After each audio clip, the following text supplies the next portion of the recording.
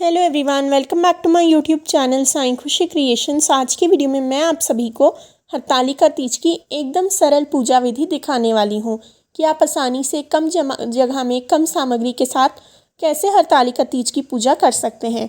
तो सबसे पहले तो यहाँ हरतालिका माता की मैंने मूर्ति विराजित करी है। इसमें शिवलिंग ऑलरेडी होता है, इसलिए मैंने अलग से शिवलिंग का निर्माण नहीं दिखाया है। अगर आप विधिवत शिवलिंग का निर्माण करके पूजा कैसे करें वो देखना चाहते हो तो वो वीडियो भी चैनल पर है, आप देख सकते हैं। तो मैंने यहाँ पर एक ही हरतालिका माता की मूर्ति ली है। वैसे तो दो मूर्तियाँ ली जाती हैं, पर अगर आपके पास एक ही हो तो आप एक भी विराजित कर सकते हैं। और गणपति जी के पूजन से हमारी पूजा की शुरुआत करेंगे। तो सबसे पहले गणपति जी और माता हरतालिका पर जल अर्पित करेंगे, शिवलिंग पर भी जल अर्पित करेंगे। तो इस प्रकार से 3 बार छींटा देते हुए भगवान पर जल चढ़ाएंगे। और मूर्ति पर मैंने डायरेक्टली शिवलिंग पर ज़्यादा जल से अभिषेक नहीं किया है, तो आप थोड़ा सा छींटा देकर भी बस बैठा सकते हैं। इसके बाद गणपति जी को तिलक करेंगे, गणपति जी को हल्दी कुमकुम अर्पित करेंगे, माता गौरी को हरतालिका माता को भी हल्दी कुमकुम अर्पित करेंगे। पर शिवलिंग पर हल्दी कुमकुम अर्पित नहीं करना है, शिवलिंग पर आपको चंदन का तिलक करना है। तो शिवलिंग और नंदी जी दोनों पर मैं चंदन का तिलक अर्पित कर रही हूँ। आप जो है चंदन का तिलक लगाएं। उसके बाद अक्षत अर्पित करेंगे। अक्षत का जो चावल है वो टूटा हुआ नहीं होना चाहिए, साबुत चावल आपको अर्पित करना है। फिर माता हरतालिका को, गौरी माता को सिंदूर अर्पित करेंगे। तो इस प्रकार से माता को सिंदूर, कुमकुम, हल्दी ये सब सुहाग का प्रतीक होते हैं, तो ये सब आप अपनी गौरी माता को चढ़ाएं।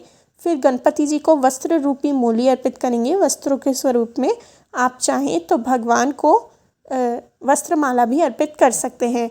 फिर गौरी माता को भी मैंने वस्त्र रूपी मूली अर्पित करी है। आप माता को चुन्नी ओढ़ा सकते हैं।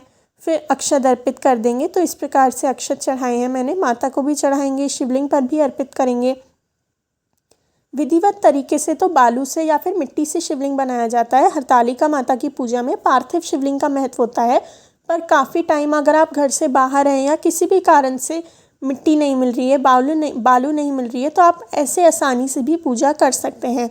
फिर मैंने इत्र लगाया है और अब भगवान शिव पर भस्म अर्पित करेंगे। तो भोलेनाथ को भस्म चढ़ाएंगे और उनके नंदी जी को भी भस्म अर्पित करेंगे। तो भोलेनाथ को मैंने भस्म अर्पित कर दी है। अब भस्म अर्पित करने के फूल अर्पित करेंगे। तो आपको जो भी फूल मिल जाए वो फूल आप चढ़ा सकते हैं। लाल फूल, सफ़ेद फूल, माता हरतालिका को लाल रंग के फूल चढ़ाएं, गणपति जी को भी, और भगवान शिव को सफ़ेद रंग के फूल चढ़ाएं। मैंने तिल भी अर्पित करे हैं। आपको सफ़ेद या काले जो भी तिल मिल जाएं आप तिल चढ़ा सकते हैं, हरे मूंग चढ़ा सकते हैं, क्योंकि शिवलिंग पर ये सब चढ़ाना काफ़ी शुभ माना जाता है। इसके बाद फूल अर्पित करेंगे। अब इसी के साथ साथ आप बेलपत्र, धतूरा, आंकड़े के फूल, आंकड़े के पत्ते इत्यादि भी शिव जी पर अर्पित कर सकते हैं। हरतालिका की पूजा में अघाड़े के पत्तों का बहुत महत्व होता है। शिवालय के पास हरतालिका तीज से एक दिन पहले से ही सारी सामग्री मिलना स्टार्ट हो जाती है। केले का फूल भी लगता है, केले का जो बड़ा सा फूल होता है, इमली के पत्ते काफ़ी लोगों के यहाँ वो भी चढ़ते हैं, तो आप जो है वो मार्केट से एक दिन पहले ही ला सकते हैं। फिर श्रृंगार सामग्री माता को ज़रूर से अर्पित करें। श्रृंगार सामग्री में आप चुन्नी, चूड़ियाँ, सिंदूर इत्यादि आप सामान लीजिए, जो भी आपको श्रृंगार सामग्री मिल जाए। मेहंदी ज़रूर से चढ़ाएं, क्योंकि तीज का त्यौहार है, तो अपने हाथों में मेहंदी लगाएं भी और माता को चढ़ाएं भी।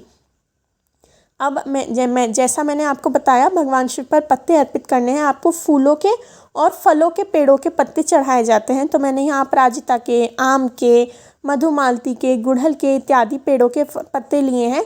तो जिस जिस पेड़ के पत्ते मिल जाएं वो 5-5 पत्ते आपको लेकर इस प्रकार से चढ़ा देने हैं। केवल तुलसी को छोड़कर बाकी किसी भी पेड़ की पत्तियाँ चढ़ाई जा सकती हैं। और अगर कुछ भी ना मिल रहा हो तो बेलपत्र चढ़ा दीजिए। भगवान शिव को सिर्फ बेलपत्र भी चढ़ाया जा सकता है। तो इस प्रकार से जो है अच्छे से पूरा शिवलिंग को ढकते हुए शिव जी पर और माता हरतालिका दोनों पर पत्ते चढ़ा देंगे। फिर प्रसाद अर्पित करेंगे। प्रसाद में यहाँ मैंने गुलदाना और जल चढ़ाया है।